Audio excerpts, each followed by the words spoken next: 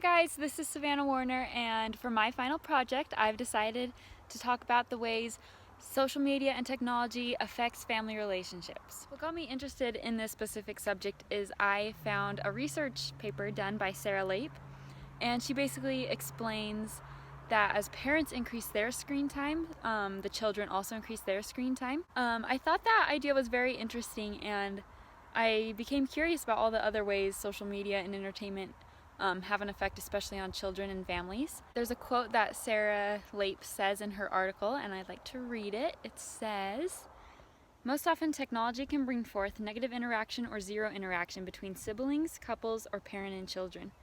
It starves the family of learning and modeling with each other's social cues. Interpersonal relationship skills, communication skills, and bonding all take time." And I really like that. I love how she uses the word starve when she talks about how these families that are so consumed by technology, they don't get the bonding time that they need in order to stay close to one another. Because of quarantine and COVID-19, I had to change my video plans. Luckily, I was quarantined with almost all my family, so I decided to interview my sister. She just had a baby with her husband, and I also interviewed my other sister who works from home, and my parents, and what views they had on technology and entertainment and how it can affect their family for good and for bad. So I'm here with my beautiful sister Greta. Hi guys. Introduce yourself, tell us about your little family. My name is Greta. I'm married.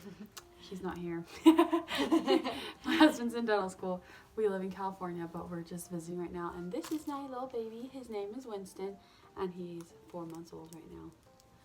So, Perfect. yep.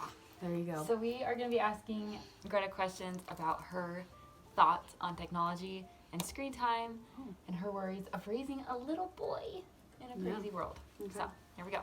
Okay, what are some of your concerns about raising a kid in the world full of technology?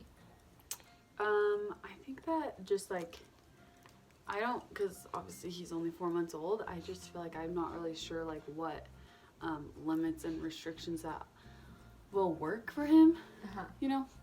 Because like you don't want to be so restrictive that they're just like obsessed about it, but Yeah. I don't know.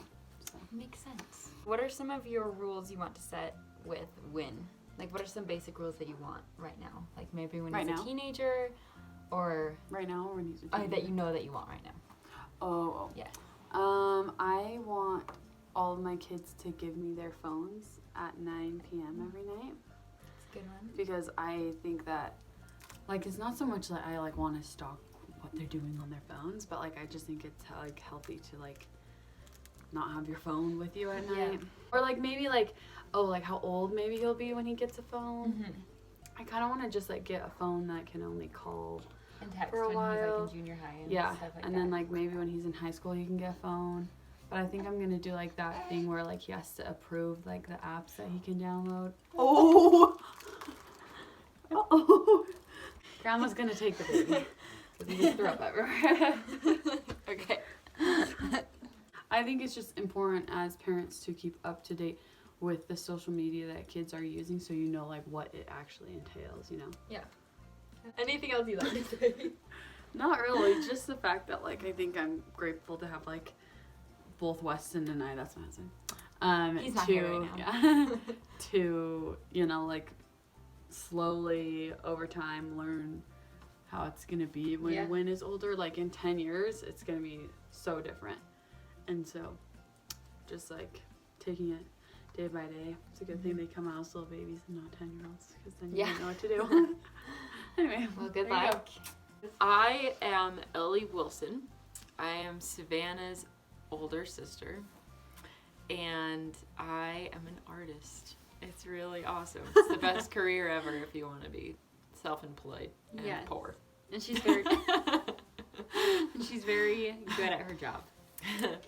You and Covey goes to work every day, and you stay home and work, and you get to work at home, which is so nice. I do. So how does like technology and social media affect your job, and how does it improve, I guess, just like the marketing and everything of? It's pretty drastic, actually. It's a really it's a really important part of art, because if you want to make money and get your art out there, people have to know who you are. They have And to see the people art. don't know who you are and don't see your art unless it's on social media. You have to have, social media, and you have to have online presence. I learned that more than half of the children in the U.S. come home from school and there's no parents at home because both parents have to work. So how since most kids in the U.S. come home to no parents, the parents get home at like 5 or 6. How's that going to affect you, like when you have kids? It will be really nice because I will be able to paint and do things during like nap time, or like, especially after the kids are in school, I'll have time to work while they're in school. Other nice thing is, because my studio is at home, I can take time in between things to do work, and then also when my husband gets home, he can watch the kids and I can paint and stuff like that. So it actually is It's really good. it's a Good great system you got deal. going there. Yeah. Yeah, I know there's more, and I could talk for hours. No, but that's I should okay. get back to work. Thank you, kid. Ah, You're You're the the best. best. Okay, bye. So, these are my parents. Yes, we are. What year were you married in? 87. 87, okay. 1987. 1987, and you guys raised kids all throughout the 90s. Yes. Is that correct? So what rules and guidelines did you guys have with us with screen time and with watching TV and things like that when we were growing up? One of the rules we made was that there were no video games, Yes. and I think that worked out. We were tempted when Dance, what was it called? Dance Dance Revolution? Came along. I really wanted to get that. Oh, I know. And the cousins got it, and I was so jealous, but I didn't do it. You didn't do it. No. That's good. And then what do you think are like the benefits of not having video games in our house? How do you think that Or- helped us? Or TV. Or, We grew yeah, up like- without TV. Yeah. Mhm. We had DVDs, so you could control what you watched because you were just watching DVDs that we had bought, or VCRs, videos. VCR. You were more creative than other children, I felt like, because you're used to playing alone. When we used to drop you off at the preschool, Miss Julie would say, your kids are different. They don't go and sit in front of the movie. They go out, they play, they have imaginations. And I said, well, maybe it's because they're kind of forced to do that. Yeah, I think we've always had a focus on spending more time outside and less time wasting time staring at screens. So studies show that the average kid in America spends 7+ hours looking at screens a day. What advice or like guidance do you have towards like Greta and Weston? They just had a baby, and people raising kids in 2020. And if you were raising kids in 2020, how would you raise them with so many screens around? That's tough. I would make the rule that no phones are in their rooms at night. The phones have to be charged in the kitchen. I would make dinner time. There would have to be times where everybody knew that there was no screen time, Yeah. where you Yeah. actually talk to people. Well, and part of that is teaching people how to manage that themselves. Like, just having rules isn't enough. You have to learn how to limit your own screen time. You were also not allowed to watch videos during the day when it was sunny and stuff. Yeah. So you had to go do stuff and find stuff for yourself to do. Like, it's okay to be bored because then you find stuff to do. You use your brain instead of just watching something. Okay, so what are some of the pros of technology with families? Besides what you're doing right now, Yes. I love the idea that we can be in different states and we can FaceTime and see each other while we talk.